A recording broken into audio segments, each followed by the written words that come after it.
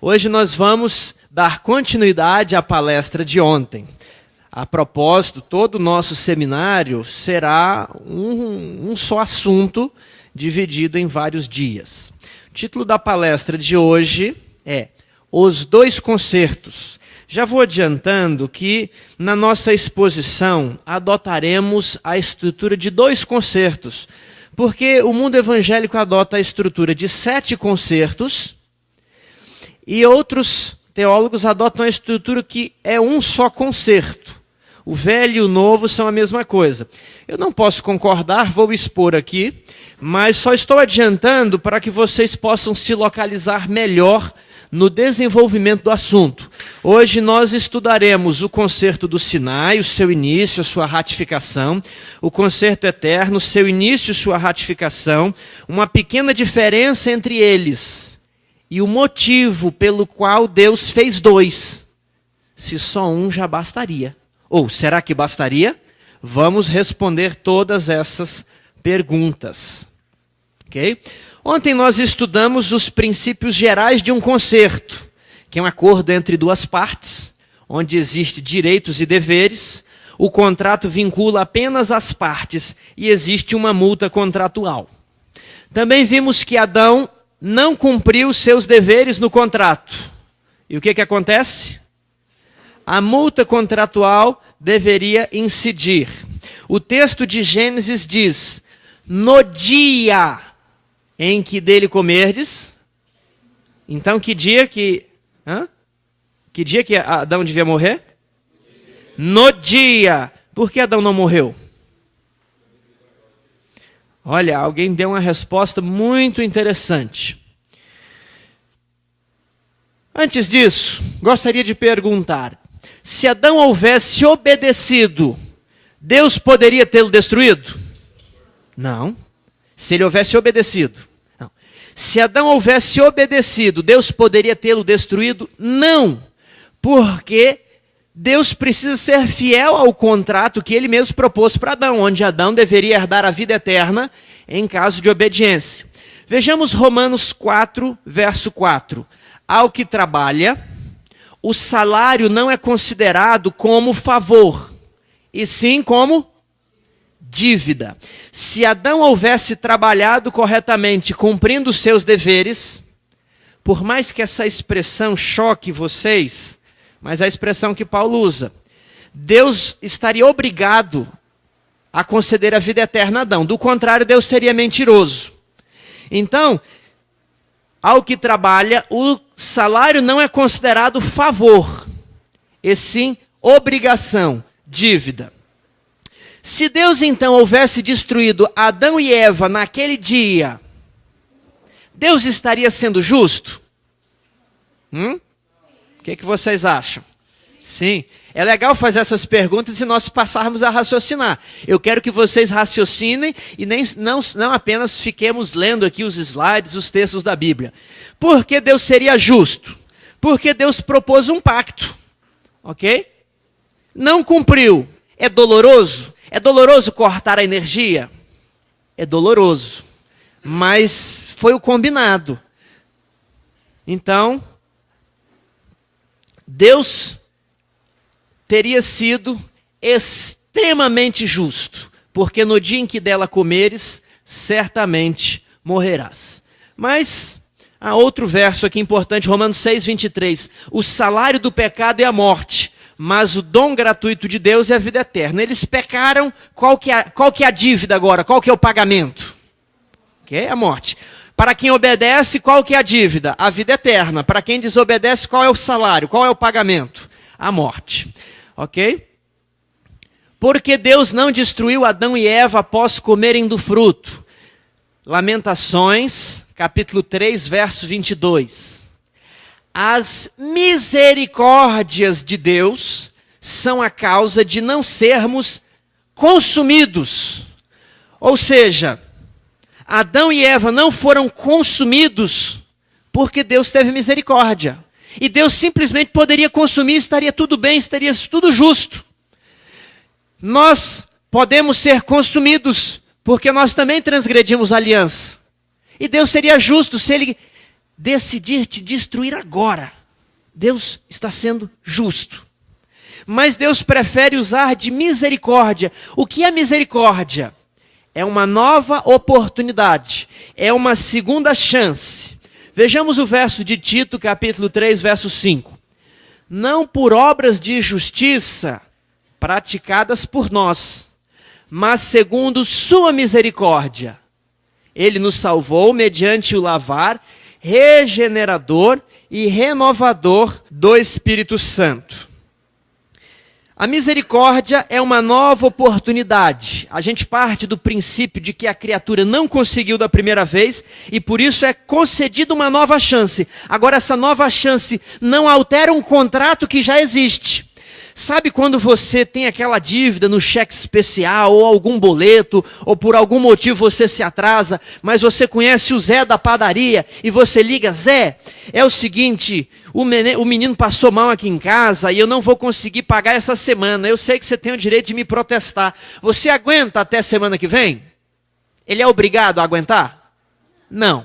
Mas ele, tá bom, eu te conheço aqui, você é cliente há 20 anos, pode deixar. Ele usou de misericórdia. Agora, quer dizer que por ele usar de misericórdia, você não precisa mais pagar a conta? Esse ponto é muito importante para você entender a justificação.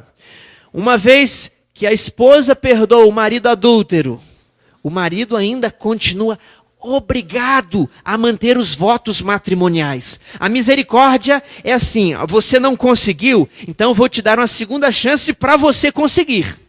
A segunda chance é dada não para esquecer o que passou, não para colocar um pano quente em cima, mas para que a pessoa possa conseguir o que ela não conseguiu da primeira vez. Deus está obrigado a manifestar a sua misericórdia, ou o homem pode exigir a misericórdia de Deus. Vejam esse verso, Romanos 9, versos 14 a 16 e 18. Que diremos, pois? Há injustiça da parte de Deus? De modo nenhum, pois ele diz a Moisés: terei misericórdia de quem me aprouver ter misericórdia. Compadecer-me-ei de quem me aprouver ter compaixão. Assim, pois, não depende de quem quer ou de quem corre, mas de usar Deus a sua misericórdia. Portanto, logo assim, tem ele misericórdia de quem quer e também endurece a quem lhe apraz. Esse verso é muito difícil de nós entendermos ou aceitarmos. Para retirar o preconceito, eu quero dizer que Deus oferece misericórdia a todas as pessoas desse planeta Terra. Ninguém vai ficar sem. Mas Deus escolheu não manifestar sua misericórdia a Lúcifer. Deus era obrigado a manifestar misericórdia a Lúcifer? Não. Deus era obrigado a manifestar a misericórdia a Adão? Não. Por que ele o fez? Porque ele quis. Por seu livre arbítrio. Não depende de quem quer, não depende de quem corre. Deus diz: eu tenho misericórdia de quem eu quiser, e eu endureço a quem eu quiser. Não posso entrar neste assunto, mas eu estou querendo dizer que Deus não precisava ter dado segunda chance a Adão. Ele poderia ali ter destruído Adão, mas agora ele fala: Adão, eu vou fazer um novo concerto com você. Eu vou fazer um concerto eterno. E aí nós vamos ver o desenvolvimento disso nos momentos a seguir. Tiago, todas as pessoas recebem a oferta de graça e misericórdia? Pessoas sim. Quanto aos anjos, vamos ver esse texto. Pela desobediência às ordens de Deus, o homem caiu sob a condenação de sua lei. Esta queda exigiu que a graça de Deus se manifestasse em favor dos pecadores. Jamais teríamos conhecido o significado da palavra graça se não tivéssemos caído. Deus ama os anjos sem pecado, os quais fazem o seu serviço e são obedientes às suas ordens. Mas ele não lhes concede?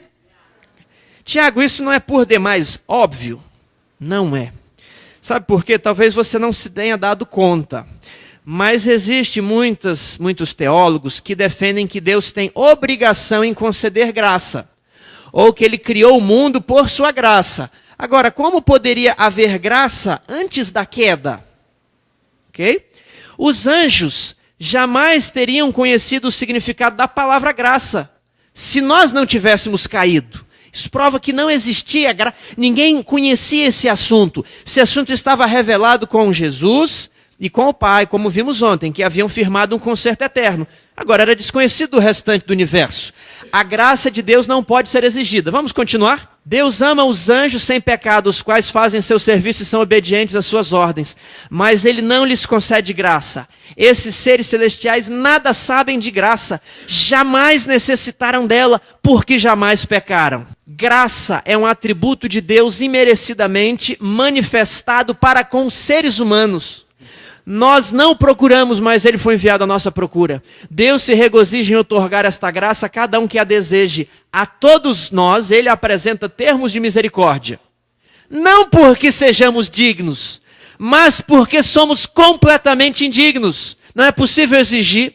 Nossa necessidade da graça é a qualificação que nos dá a certeza de que receberemos esse dom. Nós receberemos esse dom justamente porque precisamos. Vamos adiante.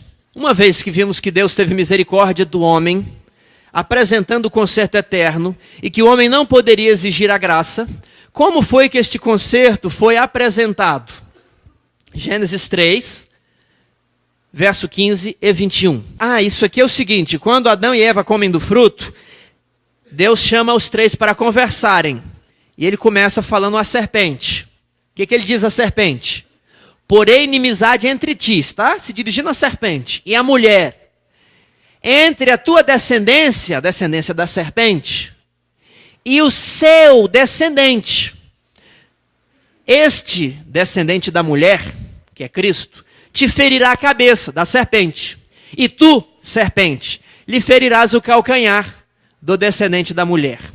Fez o Senhor Deus vestimento de peles para Adão, sua mulher, e os vestiu. Aqui é apresentado termos de misericórdia. Aqui é apresentado, as regras continuam as mesmas. Mas a briga que começou entre vocês vai continuar, segundo a descendência da serpente. Mas quem vence a guerra não é a descendência da mulher no plural, é o descendente da mulher, que é Cristo. E ali então, Deus ilustra o que iria acontecer por meio de um sacrifício. Não há menção do sacrifício, mas se eles vestiram peles de algum animal, algum bicho precisou de ser morto para que eles fossem revestidos, ilustrando o revestimento da graça sobre os pecados do homem. Além das cláusulas de graça, quais eram as outras cláusulas do contrato eterno? Esse contrato eterno, eu quero destacar, ele é um contrato diferente do contrato do Éden. Ele estava oculto desde eras eternas. Era um contrato onde o Filho havia se disposto a se tornar o fiador da raça humana caso ela caísse. E esse contrato, ou como nós conhecemos, plano da salvação, ele é revelado apenas após a queda. Quais eram, e ele é diferente do contrato feito no Éden, é diferente, é outro documento. Quais eram as cláusulas? O homem deve ter obediência integral, os direitos, se obedecer, vida eterna, Deus, conceder a vida eterna é o dever de Deus, direitos de Deus, receber adoração e obediência dos homens. Tem multa contratual?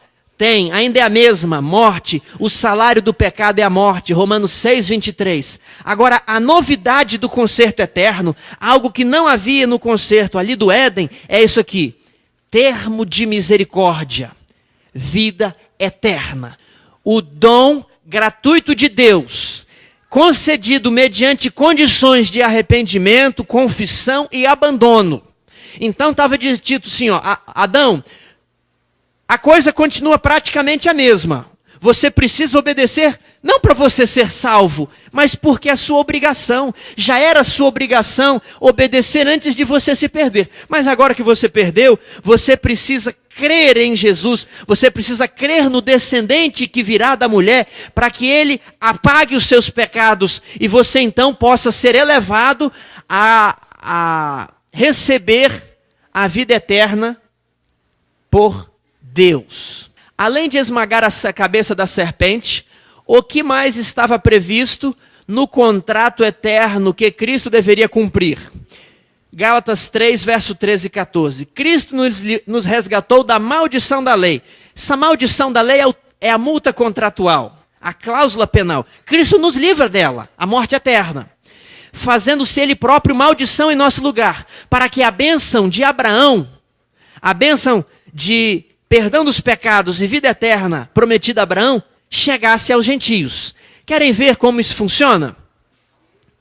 O homem desobedeceu e merece o quê? Morte. Vamos entender. Cristo obedeceu e merece o quê? Vida. Cristo recebeu a vida? Não, Cristo não recebeu a vida. Vamos lá, vou perguntar de novo. Cristo recebeu a vida? Não. Ou não, Cristo não recebeu a vida. Eu estou perguntando porque é nesses embates que os pontos são fixados. Muitas vezes, quando você não percebe nenhuma contradição, às vezes você não nota a importância do assunto. Cristo, ele recebe a morte eterna no Getsêmani. Ah, mas ele não foi queimado. Ele recebeu toda a agonia e toda a separação do Pai no jardim do Getsêmani. Cristo recebe a punição da ira de Deus, que era a multa contratual, no jardim do Getsêmani. Então Cristo recebe o quê? Gente, só um destaque. A multa contratual não é essa morte aí de morrer enforcado, morrer queimado, morrer do coração, morrer de câncer. Isso é uma morte muito simples. Pensa no homem que derrubou o avião com 150 pessoas. Fazer uma brincadeira, vou matar todo mundo. Ele pagou a pena dele a morte, mas que nem sentiu nada. Aquilo ali vai ressuscitar para receber a multa contratual no lago de fogo, a morte eterna. Então a multa contratual é a morte eterna. A irmã está perguntando um assunto, se Cristo recebeu a morte no Calvário. Há um outro assunto que eu não posso entrar, mas Cristo é pendurado no Calvário, teologicamente considerado como morto. Ele é esmagado no jardim do Getsêmani, como mera consumação. Eu não posso entrar nesse ponto, mas é o que podemos estudar, ok? A metade das 70 semanas se dá no Getsêmani, porque no Calvário ele recebe sofrimento físico. Né? Claro que já vinha do Getsêmani com os sofrimentos, mas a ira de Deus é despejada sobre ele no jardim do Getsêmani, após ali a Santa Ceia. Tá. O presente e a vida eterna. Cristo recebe a morte eterna. E o que acontece com a vida de Cristo? Está sobrando. É um crédito que ele produziu mediante a obediência dele, a obediência perfeita de Cristo. E esse crédito está sobrando. Cristo nos resgatou da maldição da lei, fazendo-se maldição, recebendo a morte em nosso lugar, a fim de que nós recebêssemos a bênção de Abraão. Esse crédito que Cristo tem sobrando, ele entrega ao homem que não tinha o crédito. Esse concerto eterno feito com Adão foi repetido ao longo da história com os patriarcas. O mesmo termo jurídico, o mesmo documento jurídico foi repetido aqui em Gênesis 6,18. Contigo estabelecerei a minha aliança. Entrarás na arca, tu, teus filhos, tua mulher e as mulheres dos teus filhos. Quem está falando? Deus está falando para quem? Noé. Gênesis 9, 8, 9, 12 e 13. Disse também Deus a Noé e a seus filhos: eis que estabeleço a minha aliança convosco e com a vossa descendência. E o sinal dessa aliança ali que Deus fez com Noé era o arco-íris. Vamos seguir em frente. Com quem mais o contrato foi renovado? Gênesis 17, versos 1, 2, 7.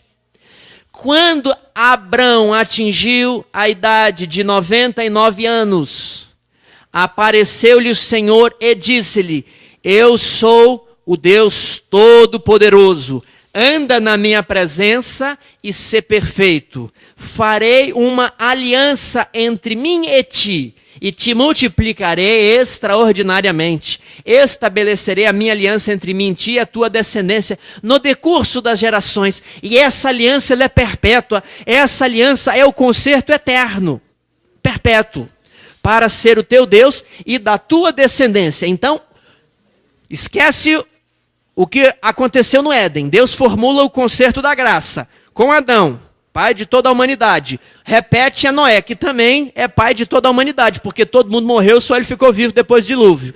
Depois renova com Abraão, com Isaac, com Jacó, com Davi, com vários patriarcas no decorrer da história. esse contrato que Deus fez com Abraão, Deus assinou um contrato com Abraão? Assinou? Deixa eu explicar. Quando você vai, deixa eu pegar a irmã aqui como exemplo. Irmã, a senhora me vende seu carro? Vende. Quanto você está pedindo? 100 mil. Aí o que a gente faz? Ó, fechado. Foi feito o quê? A confirmação de um contrato oral. O contrato não precisa estar no papel. Aquilo é um termo do contrato. Isso aqui, contrato oral, fechado. Agora, tem contratos de aluguel que exigem-se que você leia tudo e lá no final você tem que fazer o quê? Assinar. Então, nós temos que pensar o seguinte: Deus falou que ia fazer um contrato com Abraão. Ele assinou esse contrato? Não. Esse contrato ali com Adão, com Noé, com Abraão, Isaac e Jacó, existia apenas enquanto promessa. E até ele ser ratificado, e ele foi ratificado por Jesus Cristo, e assinado com o sangue de Jesus Cristo, até esse momento, o contrato era uma promessa. E Jesus poderia ter voltado para o céu e falado: eu desisto da raça humana, não quero assinar o contrato. Estão entendendo? Por que ele poderia fazer isso? Porque ele não era obrigado a manifestar a misericórdia. Então ele existia enquanto uma promessa de contrato. Guarde isso em mente. Ok?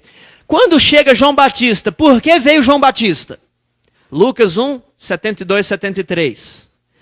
Para usar de misericórdia com nossos pais e lembrar-se da sua santa aliança e do juramento que fez ao nosso pai Abraão. João Batista iria abrir o caminho para Jesus. E era necessária a vinda dele, porque todo o assunto da Bíblia é baseado na aliança. A partir de hoje você vai ler sua Bíblia e você vai começar, se quiser sublinhar, marcar. Quantas vezes você vai encontrar a expressão aliança, pacto, concerto? Esse é o grande tema, um dos grandes temas da Bíblia. João Batista veio para que Deus pudesse usar de misericórdia com nossos pais. Olha a palavra misericórdia, para se lembrar do juramento, da promessa que ele fez a Abraão e que Deus precisava um dia assinar esse contrato. Por qual motivo Jesus veio ao mundo?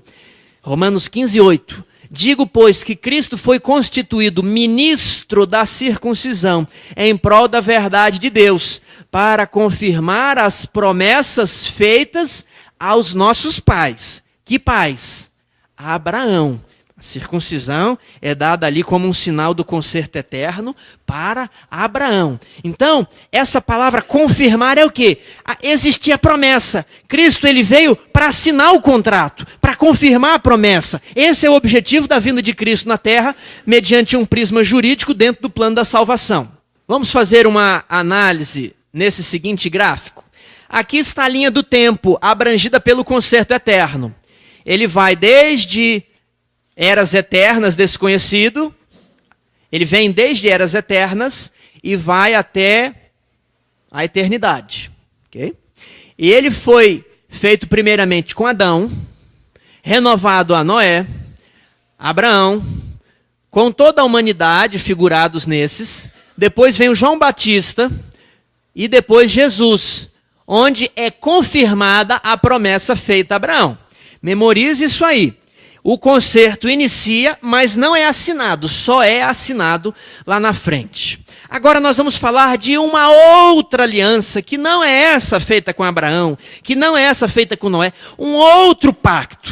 Esse pacto foi feito com Israel, no Monte Sinai. Com quem foi feito o pacto do concerto eterno? Com Abraão, Noé, Adão. E simbolizando em Adão quem?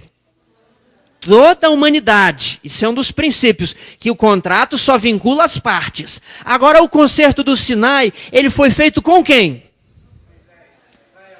Moisés era o intermediário, ok? Mas ele só foi feito com Israel. Prestem atenção nisso. O contrato só vincula as partes. E se foi feito a Israel, será que ele deve ser válido para a humanidade? Esse é um princípio básico jurídico existente na história, na arqueologia, desde aquela época. Vamos lá então. Vamos continuar nosso estudo. Êxodo 24, 3, 4 e 7. Veio Moisés e referiu ao povo todas as palavras do Senhor e todos os estatutos. Então todo o povo respondeu a uma voz e disse: tudo que o Senhor falou, faremos. Irmã, a senhora me vende o carro? O que você... fecha tudo que você falou, vou fazer, viu? Levar o documento, transferir no Detran, pagar a multinha. Não tem multa não, né? Tem multa não. Tudo o que o Senhor falou, faremos. Moisés escreveu todas as palavras do Senhor. Onde foi que Moisés escreveu? Verso 7. E tomou o livro. Livro de quê? Da aliança. É o termo do contrato, é onde estão registradas as cláusulas. E o leu ao povo, para que eles não tivessem dúvida. E eles disseram: tudo que falou o Senhor faremos e obedeceremos. O que aconteceu? O povo sai do Egito, vem ao redor do Monte Sinai. Deus falou assim: amanhã vocês vão tomar banho, vocês vão chegar perto do Monte Sinai, ninguém pode subir o Monte Sinai, vocês vão ficar lá e eu vou aparecer. E começou a terra a tremer, os trovões rimbombarem, uma nuvem preta envolveu o Monte Sinai, aquilo começou a pegar fogo e o povo ficou com medo. E o povo se ajoelhou ali e ouviu: eu sou o Senhor teu Deus que te tirou da terra do Egito, não terás outros deuses diante de mim. Tchá! Viu o trovão e viu o segundo mandamento. E o povo pensou: nós vamos ser consumidos pela santidade de Deus. Moisés, por favor, fale com Deus, mas não fale Deus a nós, porque vão ser destruídos. Então Deus só falou os 10 mandamentos, ninguém anotou, ninguém escreveu. Isso foi no capítulo 20. Os 10 mandamentos ali é Deus falando. Capítulo 20 e 21, 21, 22, 23, Moisés sobe ao monte. Quando Moisés volta, ele fala as palavras do Senhor, o povo concorda. Vou escrever, viu? Escrever, tá aqui as palavras do Senhor. Escreveu e o povo concordou. Muitos dizem o seguinte: o povo respondeu mal. O povo não sabia o que estava falando. Eles não sabiam em que enrascada eles estavam entrando. Será que essa objeção tem fundamento? Vejamos. Deuteronômio 5, 28. Ouvindo, pois, o Senhor as vossas palavras, quando me faláveis a mim, o Senhor me disse: eu ouvi as palavras deste povo que te disseram. Em tudo falaram eles? Eles responderam mal? Não, eles responderam bem. Estavam cônscios do que estavam falando. Olhe esse texto do espírito de profecia. Aqui o povo recebeu as condições da aliança. Eles fizeram um solene concerto com Deus, tipificando o concerto feito entre Deus e cada crente em Cristo. Tipificando, mas o tipo não é o mesmo. As condições foram claramente postas diante do povo. Claramente postas diante do povo, que não foi deixado a interpretá-las incorretamente. Quando eles foram requisitados a decidir se concordariam com todas as condições dadas, unanimemente eles consentiram em obedecer cada obrigação. Tem muita gente dizendo que o povo respondeu mal, eles não compreenderam. Esse texto e o texto de Deuteronômio derruba completamente essa objeção. Vamos ver a segunda parte. Eles, povo de Israel, já tinham consentido em obedecer aos mandamentos de Deus. Os princípios da lei foram agora pormenorizados para que eles pudessem compreender o quando estava envolvido no ato de concordar em obedecer à lei. E eles aceitaram especificamente as particularidades, as partes comezinhas, os elementos mais básicos, as particularidades definidas na lei. Eles tiveram ciência e anuíram ao contrato. Manuscript Release, volume 1, página 114, parágrafo 2. Tiago, como era o funcionamento do contrato do Sinai? Regra geral: obedece e vive. Onde isso está? Levítico 18, 5. Portanto, os meus estatutos e os meus juízos guardareis, cumprindo os quais o homem viverá por eles. Quero chamar a atenção para esse texto. Olha, se o homem cumprisse toda a lei de Moisés, se o homem cumprisse toda a lei de Moisés, ele deveria ter vida, mediante a obediência dele. Notem a condição, se ele cumprisse. Okay? Agora, e se ele desobedecesse? Deuteronômio, capítulo 27, verso 26. Maldito, cláusula penal. Maldito aquele que não confirmar as palavras desta lei, não as cumprindo, vai para a morte eterna. Não era aquela morte apedrejado não, viu? Isso aqui é morte eterna. Então, vamos lá. Homem, deveres, obediência integral. Direitos, vida eterna. Deveres de Deus, conceder a vida eterna. Direitos de Deus, receber adoração e obediência. Até aí, está igual o concerto eterno? Está igual. Praticamente a mesma coisa. E veremos que o conteúdo é bem parecido. Multa contratual. Morte. O salário do pecado é a morte. O problema é o seguinte. No contrato do Sinai, não tem termo de misericórdia. No contrato do Sinai, não existe previsão de graça. No contrato do Sinai, não existe segunda chance, nova oportunidade. E isso é fundamental para nós entendermos os dois contratos. Ou você vai dizer que tudo é um só. Mas a Bíblia faz diferença entre eles. Nós vamos ver isso no decorrer da semana. Se houver dúvidas específicas, eu estarei tirando essas dúvidas com vocês ao longo do dia.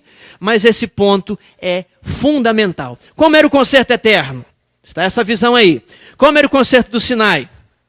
A diferença era os termos de misericórdia, o oferecimento da graça, o Espírito Santo para trabalhar no coração do crente, para regenerar a mente. Não havia no concerto do Sinai. Concerto eterno, concerto do Sinai. Concerto, vou voltar ao slide. Concerto eterno, concerto do Sinai. Vamos adiante. Como foi ratificado o concerto do Sinai? Como foi assinado esse contrato? Êxodo 24, 6 e 8. É a continuação do texto que nós havíamos lido, que ele escreveu a lei no livro da aliança. Moisés tomou metade do sangue e o pôs em bacias. Verso 8. Então tomou Moisés aquele sangue e o aspergiu sobre o povo. Olha, aspergir, ó, espirrar aqui sobre o povo.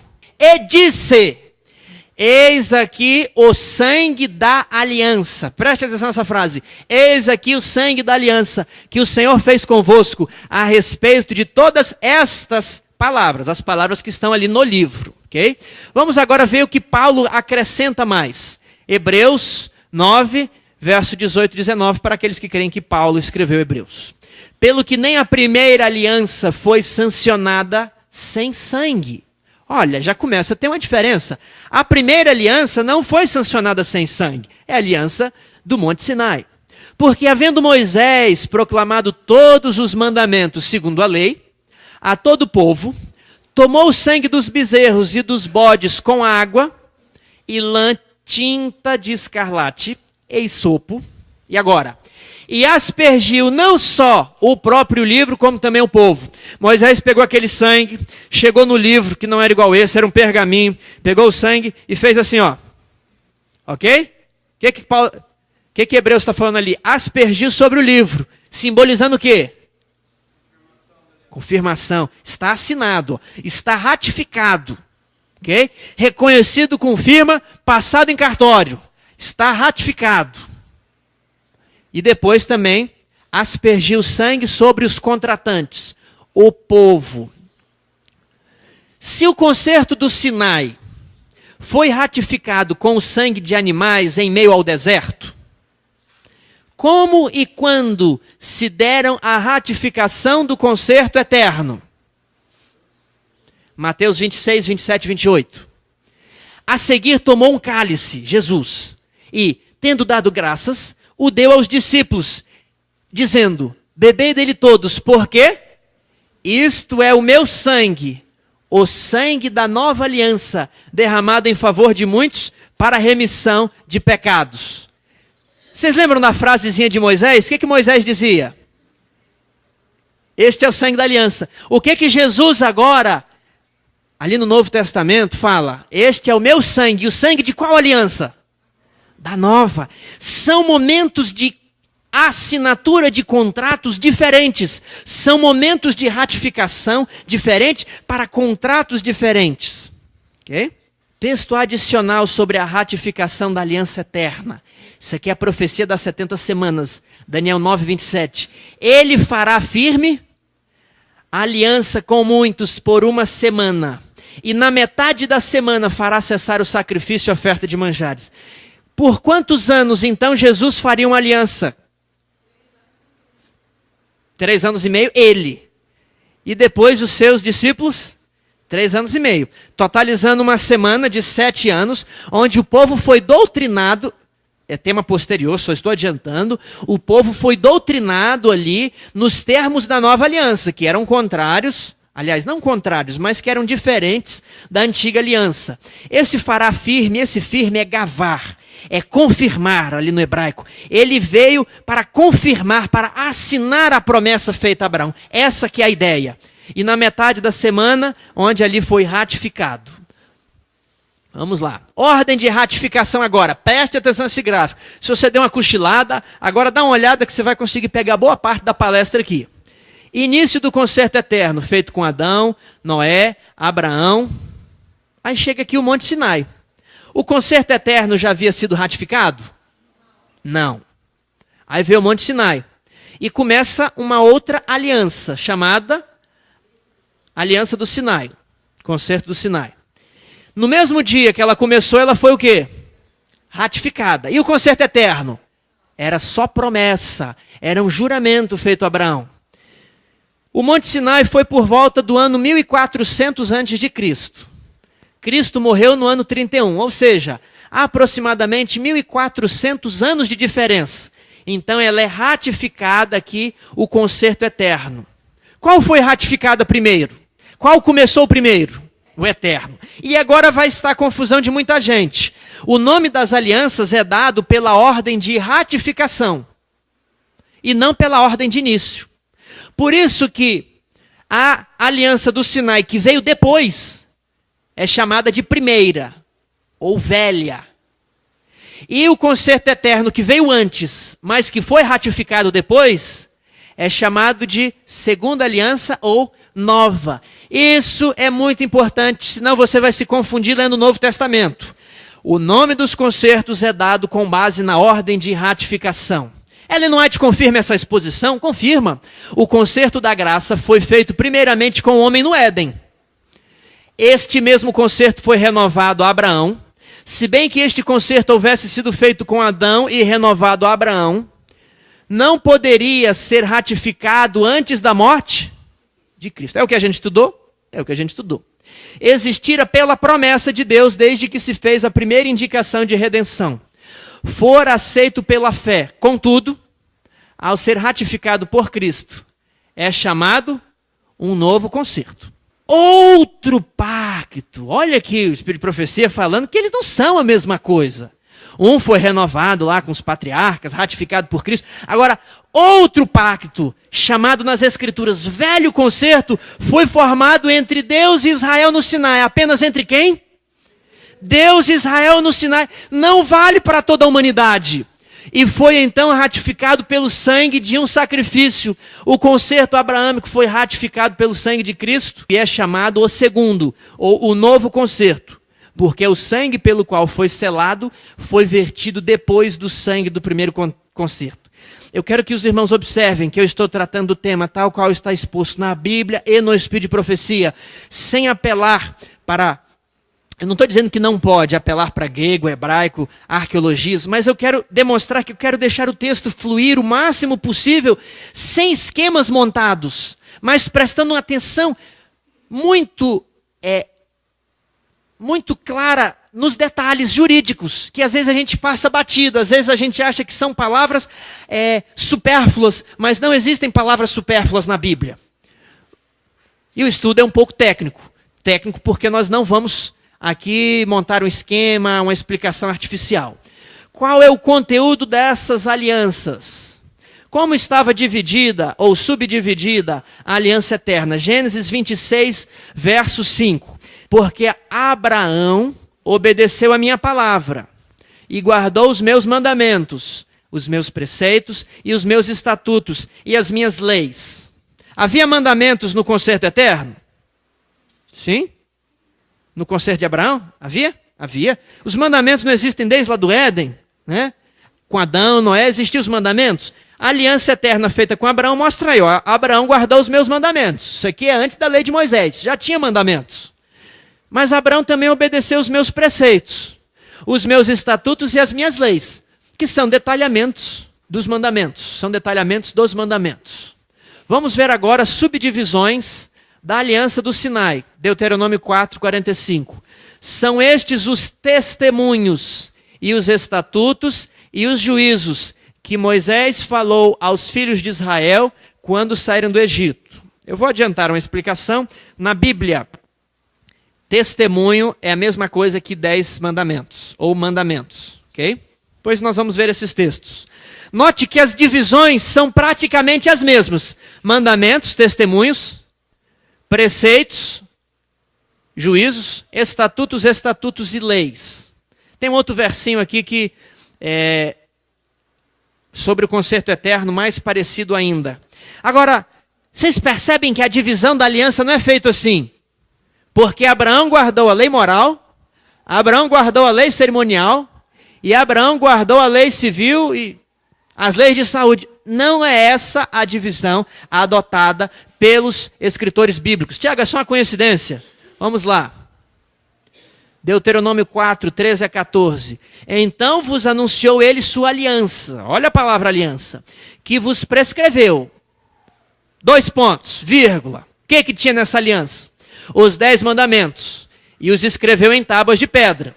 Também o Senhor me ordenou, ao mesmo tempo que vos ensinasse estatutos e juízos, para que os cumprisseis na terra a qual passais a possuir. Os estatutos e juízos vieram depois dos mandamentos? São separados? O que diz ali? Ao mesmo tempo, a aliança é um pacote. Nesse pacote você tem 10 mandamentos, você tem estatutos e você tem juízos. Cada aliança é um pacote. Neemias 9:13. E sobre o monte Sinai desceste, e dos céus falaste com eles, e deste-lhes juízos retos, e leis verdadeiras, estatutos e mandamentos bons. Vamos ver mais, tem mais.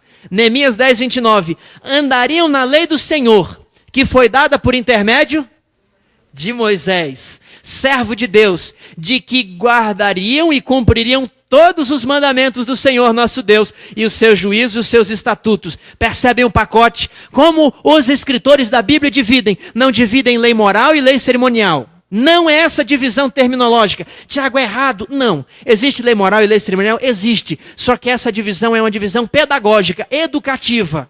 Não é a terminologia jurídica utilizada na Bíblia. É uma terminologia teológica, criada depois que a Bíblia foi escrita. Está errado? Não, não está errado. Mas por que eu quero adotar essa aqui? Porque essa vai me resolver todos os textos de Paulo. Essa vai me ajudar a ler o Testamento e compreender, porque tem gente que não consegue ler o Novo Testamento. É difícil. E Paulo fala se referindo a um sistema antigo. Se você não entender esse sistema, você não tem a chave para destravar e destrancar o Novo Testamento. Então, nós vamos utilizar a terminologia da Bíblia. Deuteronômio 7:11.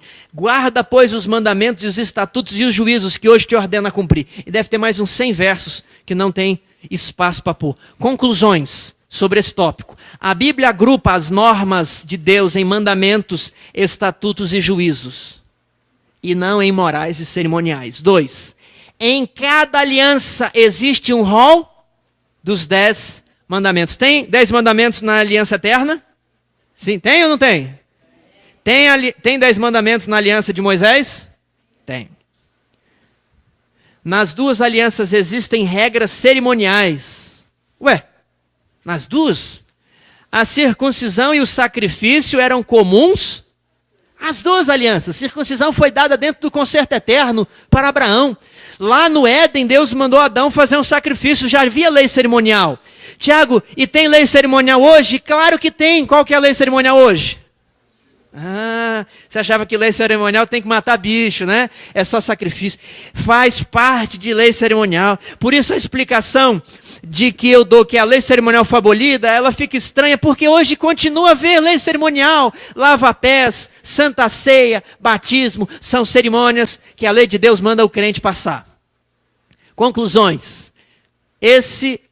Número 4. Esse agrupamento entre moral e cerimonial que fazemos é apenas didático, não jurídico. Na verdade, apesar de existirem os grupos, mandamentos, estatutos e juízos, a aliança era um documento único. Esses grupos estavam todos reunidos no mesmo pacote. 5. Havia muito mais coisas dentro das alianças, além das leis morais e cerimoniais.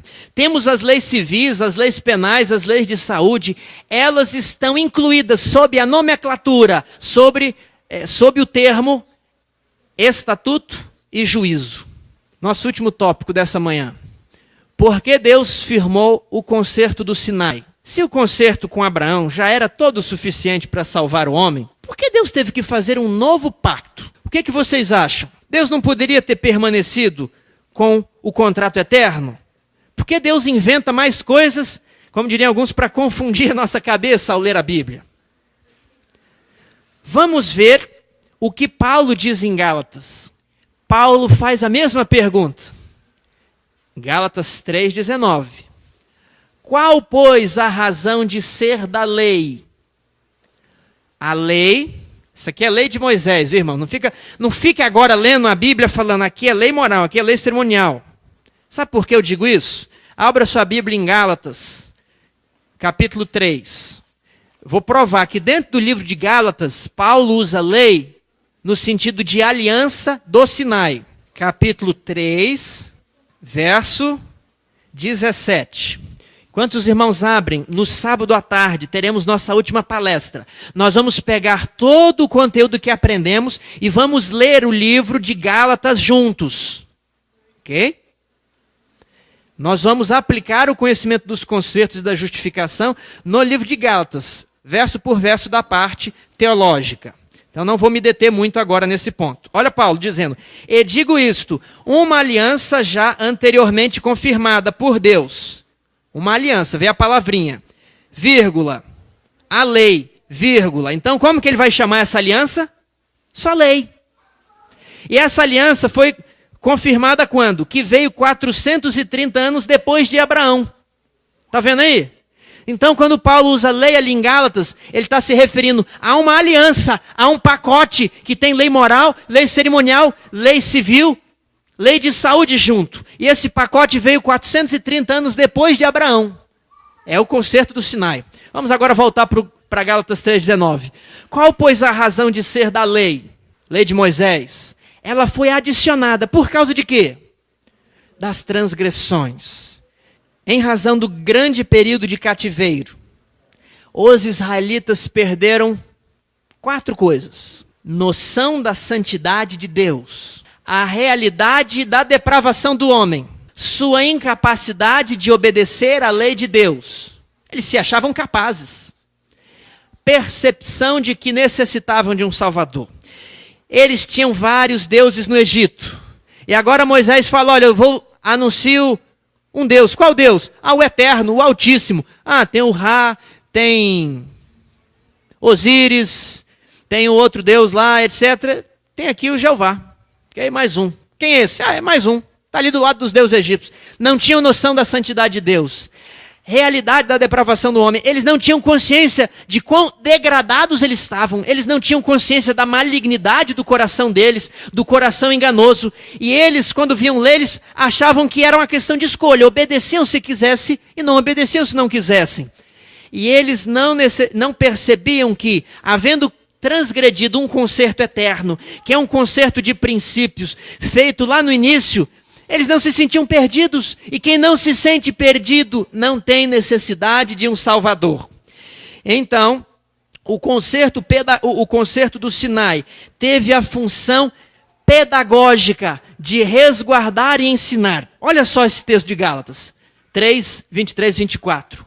Mas antes que viesse a fé, estávamos sob a tutela, a proteção da lei, e nela encerrados. Para essa fé, vou adiantar, fé é uma referência à nova aliança. Para essa fé que de futuro haveria de revelar-se. De maneira que a lei nos serviu de aio, o concerto do Sinai nos serviu de aio. para nos conduzir a Cristo, a fim de que fôssemos justificados por fé. Ok? O concerto do Sinai tinha função pedagógica, porque Israel não possuía maturidade espiritual. Deus precisou de trabalhar com uma lei escrita e bem detalhada, bem direta. É como lidar com crianças pequenas. Às vezes o Benjamin tem quase que pôr uma corrente no pé dele. É assim? Quando cresce mais, você fala, não, hoje ele está bonzinho, já está entendendo. Mas tem crianças que você tem de alguma maneira amarrar ele no pé da cama para determinadas tarefas. Os pais nos amarram, mas põem dentro do bercinho. Okay? Tem um espaço ali para ele se movimentar. Agora, com adultos, você lida de maneira diferente. Israel era imaturo. Israel era criança em questões espirituais. Estavam séculos no cativeiro, só conheciam a lei do chicote. Vocês acham que eles tinham noções de higiene? Vocês acham que eles lavavam as mãos? Vocês acham que eles escovavam os dentes? Vocês acham que eles tomavam banho, sabiam ler, tinham cultura de alguma coisa? Eles eram polidos e educados, eram um bando de animais. Por isso Deus trata com eles com um supervisor. Vamos ver isso mais quando estudarmos Gálatas. Gálatas capítulo 4, verso 1 a 3.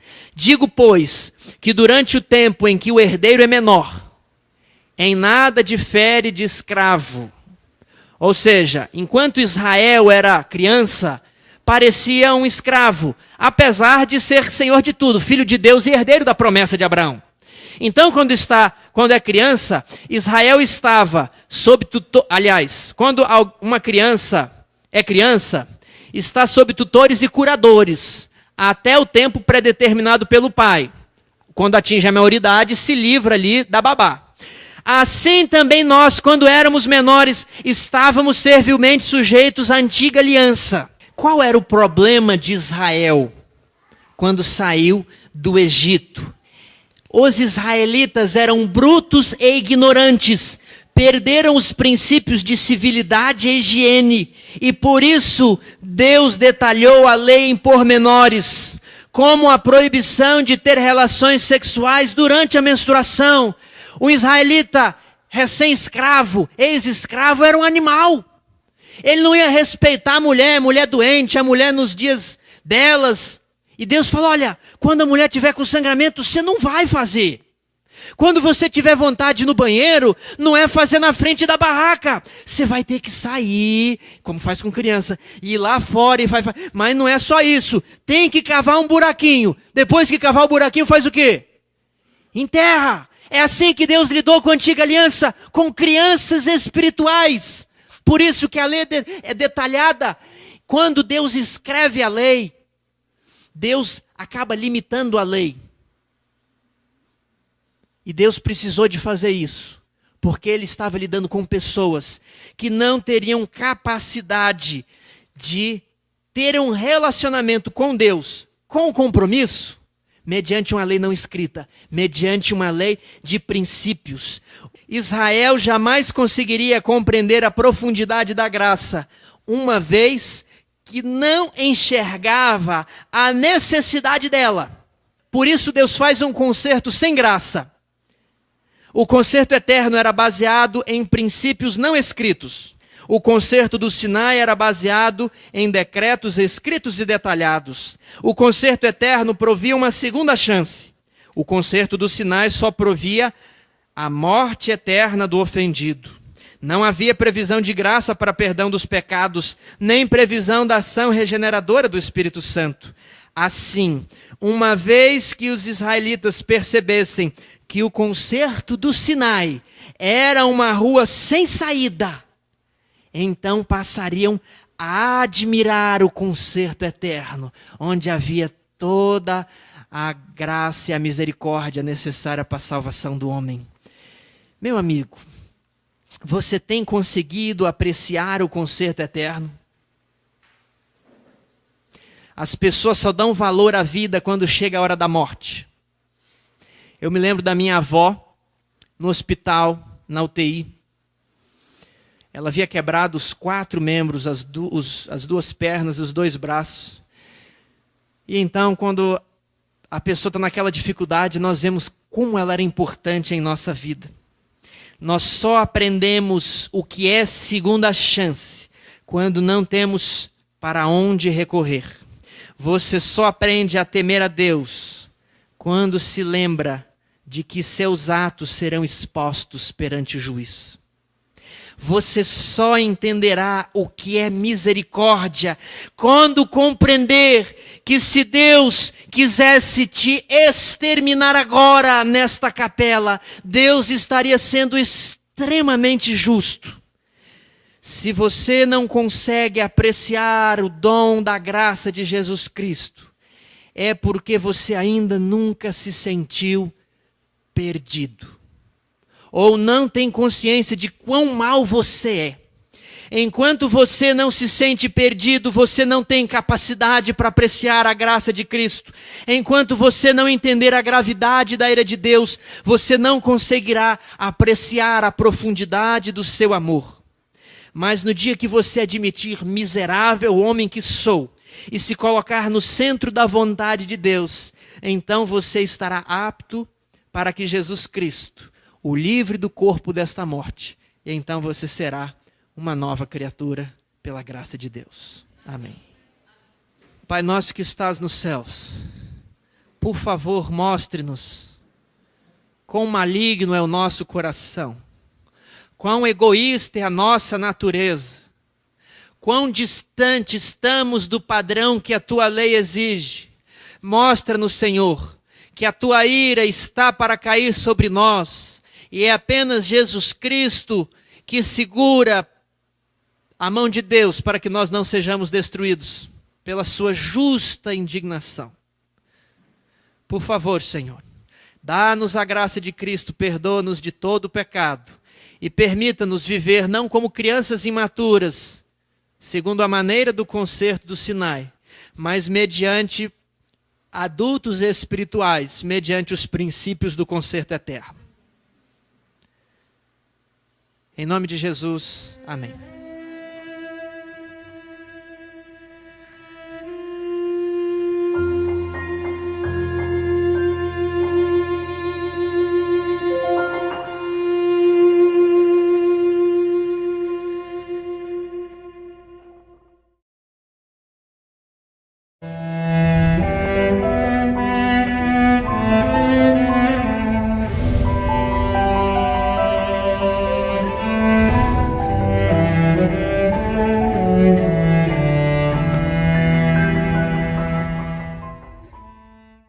Hoje nós vamos dar continuidade à palestra de ontem. A propósito, todo o nosso seminário será um só assunto, dividido em vários dias. O título da palestra de hoje é Os Dois Concertos. Já vou adiantando que na nossa exposição adotaremos a estrutura de 2 concertos, porque o mundo evangélico adota a estrutura de 7 concertos, e outros teólogos adotam a estrutura que é um só concerto. O velho e o novo são a mesma coisa. Eu não posso concordar, vou expor aqui, mas só estou adiantando para que vocês possam se localizar melhor no desenvolvimento do assunto. Hoje nós estudaremos o concerto do Sinai, o seu início, a sua ratificação, o concerto eterno, o seu início e sua ratificação, uma pequena diferença entre eles e o motivo pelo qual Deus fez 2. Se só um já bastaria. Ou será que bastaria? Vamos responder todas essas perguntas. Ok? Ontem nós estudamos os princípios gerais de um concerto, que é um acordo entre 2 partes, onde existem direitos e deveres. O contrato vincula apenas as partes e existe uma multa contratual. Também vimos que Adão não cumpriu seus deveres no contrato. E o que acontece? A multa contratual deveria incidir. O texto de Gênesis diz: no dia em que dele comerdes. Então que dia que Adão devia morrer? No dia. Por que Adão não morreu? Olha, alguém deu uma resposta muito interessante. Antes disso, gostaria de perguntar: se Adão houvesse obedecido, Deus poderia tê-lo destruído? Não. Se ele houvesse obedecido. Não. Se Adão houvesse obedecido, Deus poderia tê-lo destruído? Não. Porque Deus precisa ser fiel ao contrato que ele mesmo propôs para Adão, onde Adão deveria herdar a vida eterna em caso de obediência. Vejamos Romanos 4, verso 4. Ao que trabalha, o salário não é considerado como favor, e sim como dívida. Se Adão houvesse trabalhado corretamente, cumprindo os seus deveres, por mais que essa expressão choque vocês, mas é a expressão que Paulo usa, Deus estaria obrigado a conceder a vida eterna a Adão. Do contrário, Deus seria mentiroso. Então, ao que trabalha, o salário não é considerado favor, e sim obrigação, dívida. Se Deus então houvesse destruído Adão e Eva naquele dia, Deus estaria sendo justo? O que vocês acham? Sim. É legal fazer essas perguntas e nós passarmos a raciocinar. Eu quero que vocês raciocinem e nem versos 14 a 16 e 18. Que diremos, pois? A injustiça da parte de Deus? De modo nenhum. Pois ele diz a Moisés: terei misericórdia de quem me aprouver ter misericórdia. Compadecer-me-ei de quem me aprouver ter compaixão. Assim, pois, não depende de quem quer ou de quem corre, mas de usar Deus a sua misericórdia. Portanto, logo assim, tem ele misericórdia de quem quer e também endurece a quem lhe apraz. Esse verso é muito difícil de nós entendermos ou aceitarmos. Para retirar o preconceito, eu quero dizer que Deus oferece misericórdia a todas as pessoas desse planeta Terra. Ninguém vai ficar sem. Mas Deus escolheu não manifestar sua misericórdia a Lúcifer. Deus era obrigado a manifestar misericórdia a Lúcifer? Não. Deus era obrigado a manifestar a misericórdia a Adão? Não. Por que ele o fez? Porque ele quis. Por seu livre arbítrio. Não depende de quem quer, não depende de quem corre. Deus diz: eu tenho misericórdia de quem eu quiser. E eu endureço a quem eu quiser. Não posso entrar neste assunto. Mas eu estou querendo dizer que Deus não precisava ter dado segunda chance a Adão. Ele poderia ali ter destruído Adão. Mas agora ele fala: Adão, eu vou fazer um novo concerto com você. Eu vou fazer um concerto eterno. E aí nós vamos ver o desenvolvimento disso nos momentos a seguir. Tiago, verso 5. Não por obras de justiça praticadas por nós, mas segundo sua misericórdia. Ele nos salvou mediante o lavar regenerador e renovador do Espírito Santo. A misericórdia é uma nova oportunidade. A gente parte do princípio de que a criatura não conseguiu da primeira vez e por isso é concedida uma nova chance. Agora, essa nova chance não altera um contrato que já existe. Sabe quando você tem aquela dívida no cheque especial ou algum boleto, ou por algum motivo você se atrasa, mas você conhece o Zé da padaria e você liga: Zé, é o seguinte, o menino passou mal aqui em casa e eu não vou conseguir pagar essa semana. Eu sei que você tem o direito de me protestar. Você aguenta até semana que vem? Ele é obrigado a aguentar? Não. Mas ele, tá bom, eu te conheço aqui, você é cliente há 20 anos, pode deixar. Ele usou de misericórdia. Agora, quer dizer que por ele usar de misericórdia, você não precisa mais pagar a conta? Esse ponto é muito importante para você entender a justificação. Uma vez que a esposa perdoa o marido adúltero, o marido ainda continua obrigado a manter os votos matrimoniais. A misericórdia é assim: você não conseguiu, então vou te dar uma segunda chance para você conseguir. A segunda chance é dada não para esquecer o que passou, não para colocar um pano quente em cima.